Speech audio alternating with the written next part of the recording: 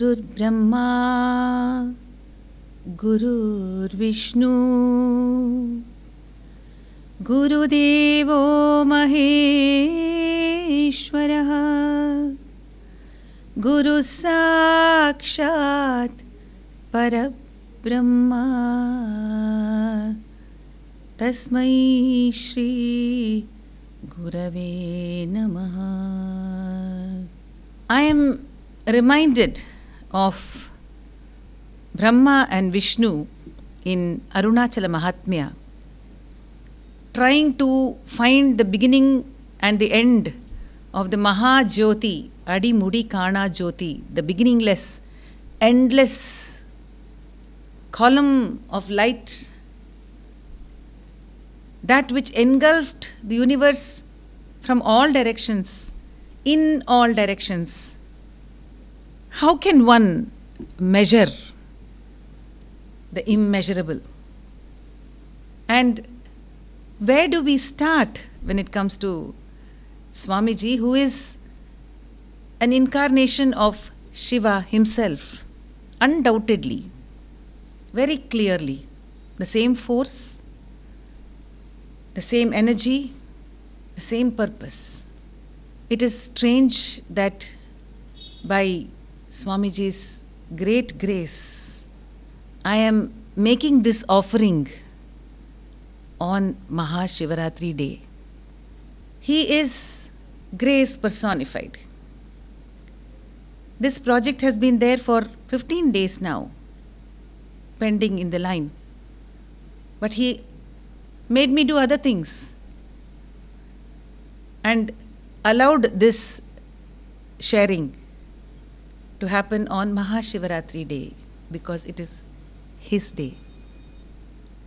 There is this beautiful verse in Bhagavad Gita where Gitacharya Sri Krishna says, Yada yada hi dharmasya glanir bhavati bharata abhyuttanam adharmasya tadatmanam srujamyaham paritranaya cha sadhunam vinashaya cha dushkritam dharma samsthapanarthaya sambhavami yuge yuge. Wherever there is a decline of dharma, when there is adharma and wrongdoings holding its head high instead of being submissive to goodness, in order to uplift dharma, I take a form and come on earth.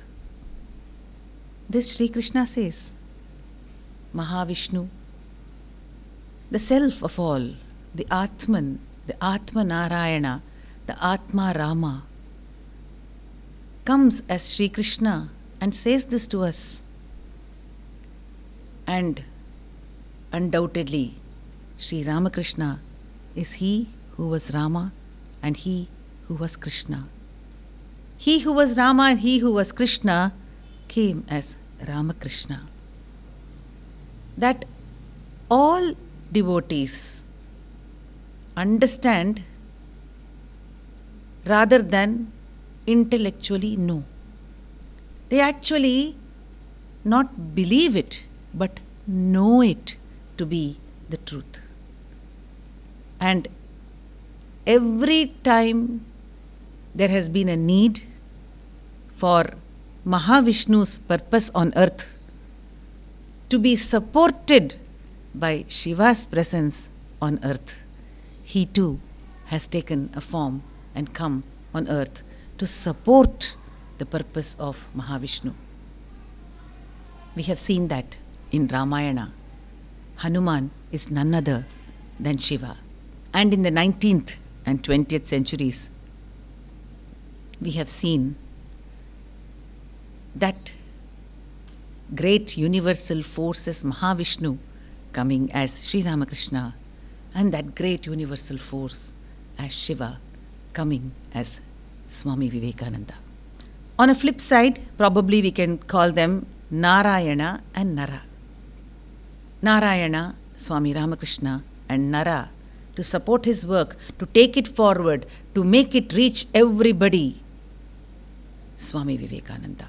Two aspects of the same divinity manifest in different forms for different purposes in order to uplift mankind, to take them to a realm which is far, far, far higher than their day-to-day working level of attachment-based existence.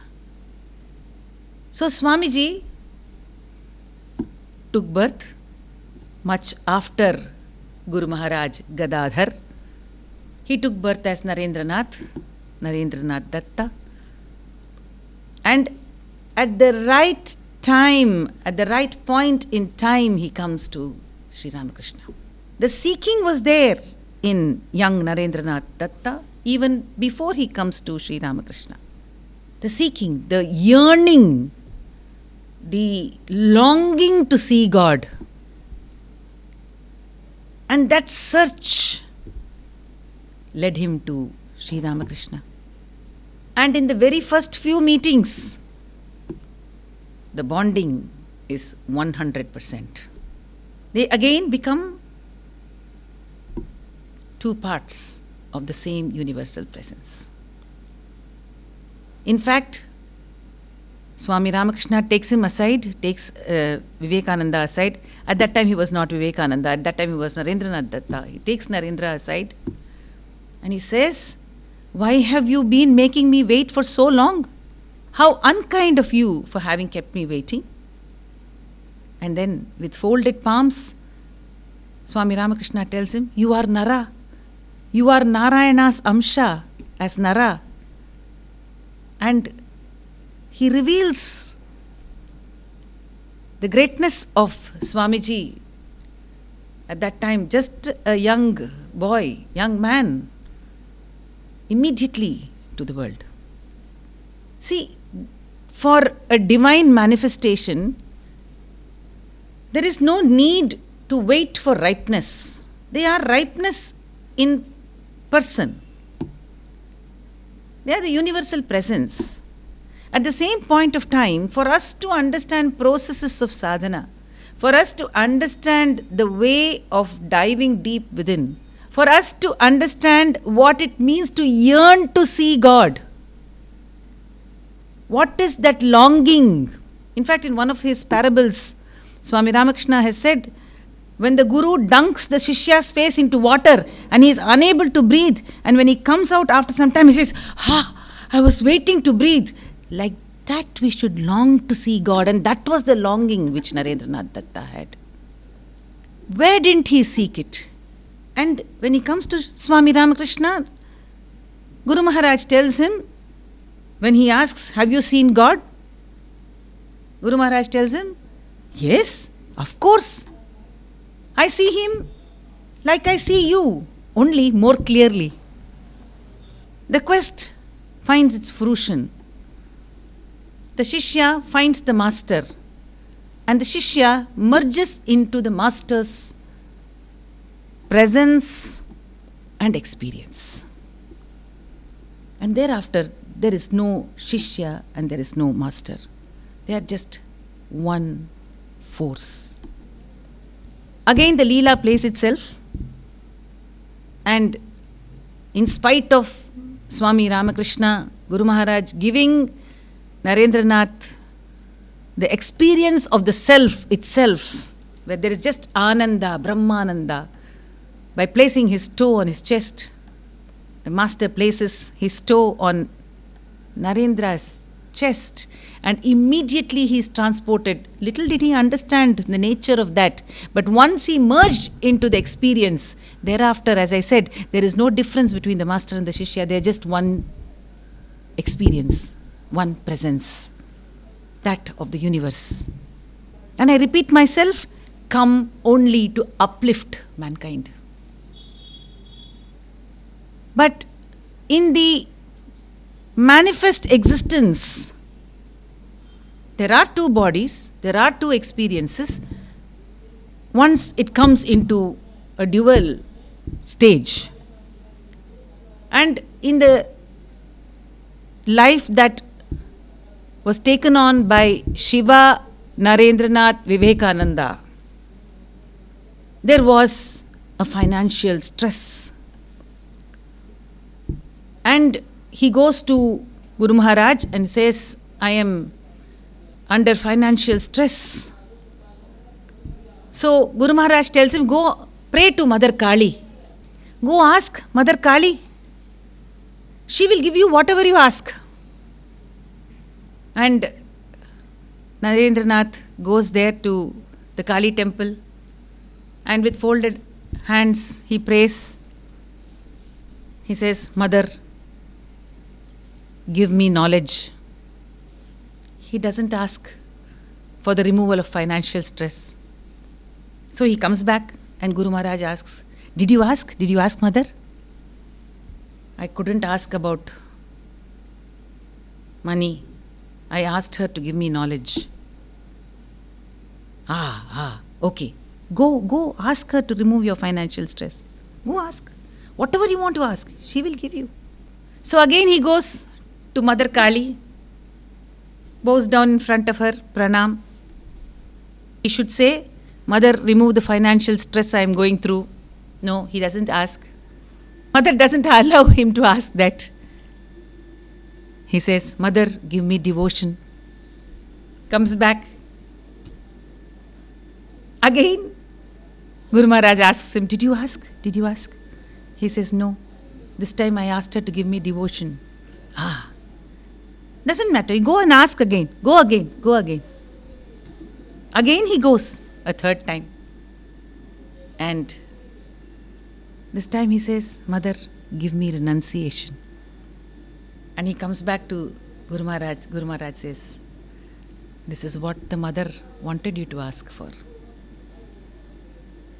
Not exactly in so many words probably, but that was the presence, that was the communication. So he went wanting to ask for something to do with the world. But he was guided by the Divine Mother, the force of divinity within him, because of the ripeness that had happened.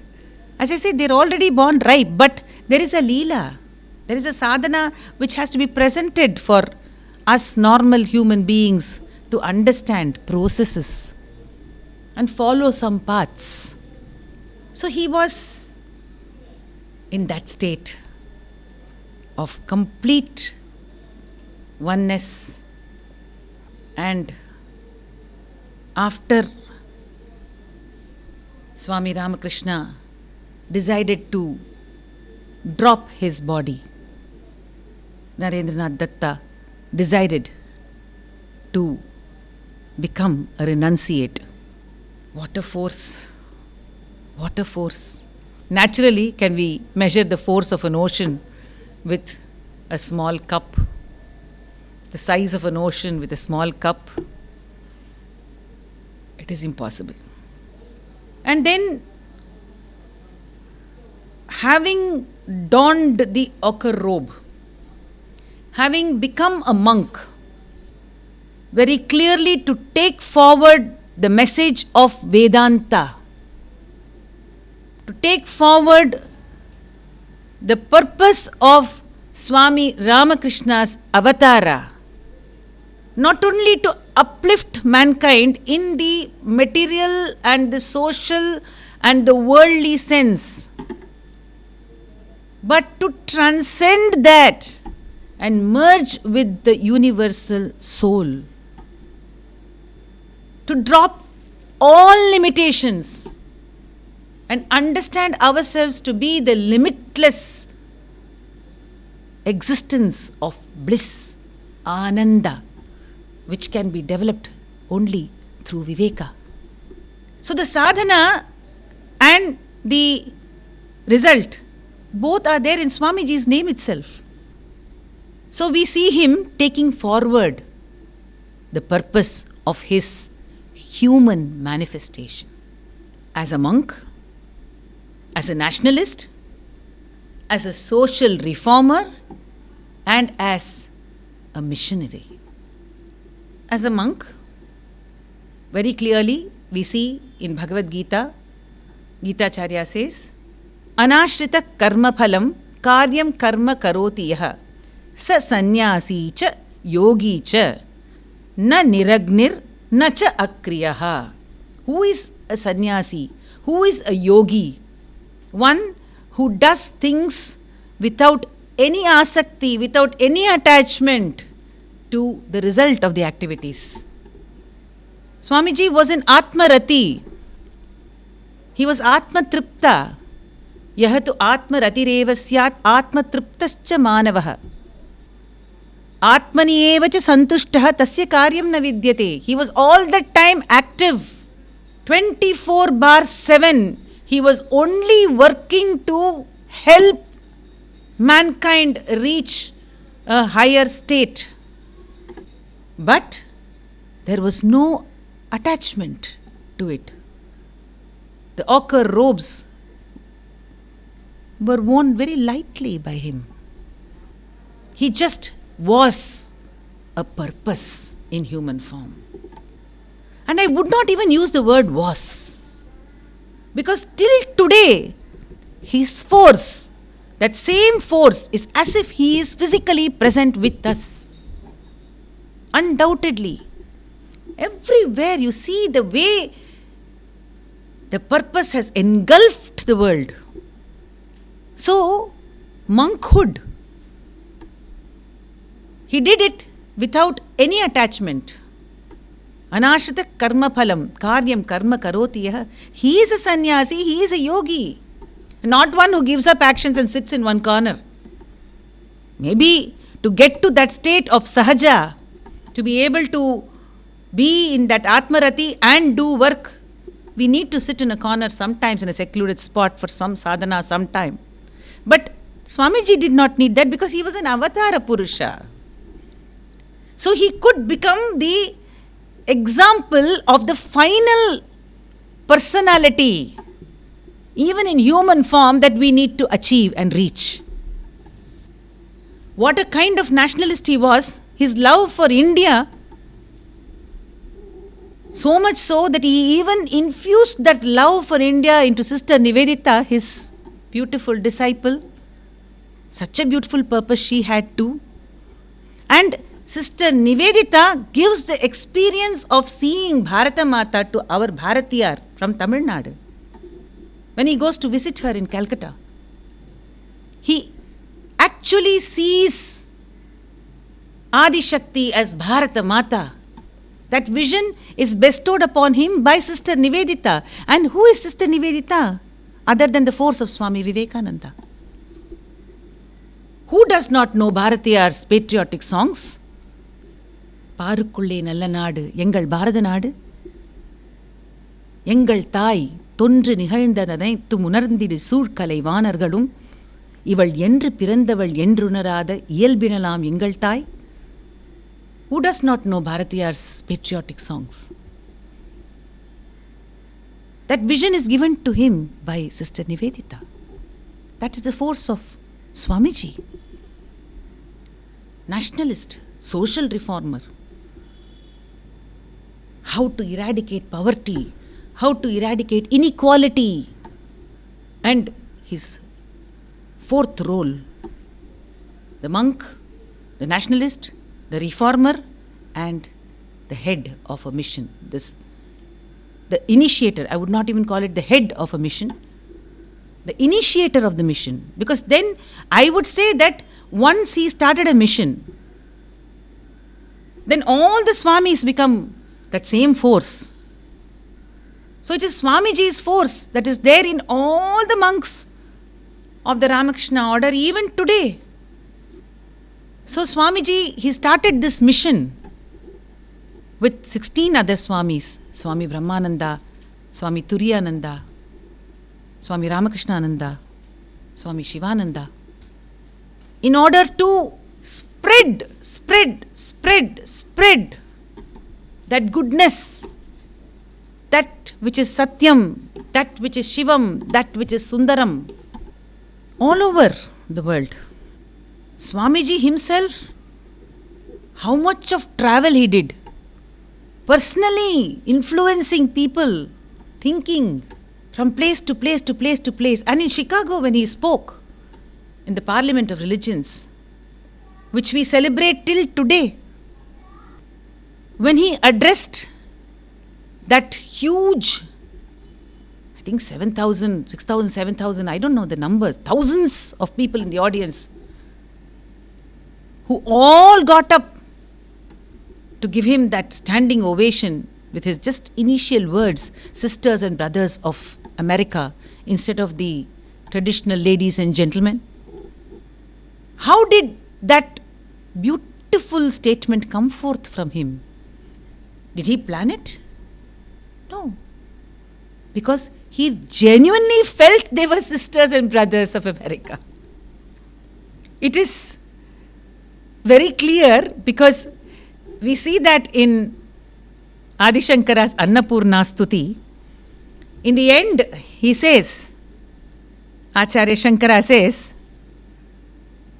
Mata cha Parvati Devi Pita Devo Maheshwaraha Bandhava Shivabhaktascha Swadesho Bhuvanatrayam.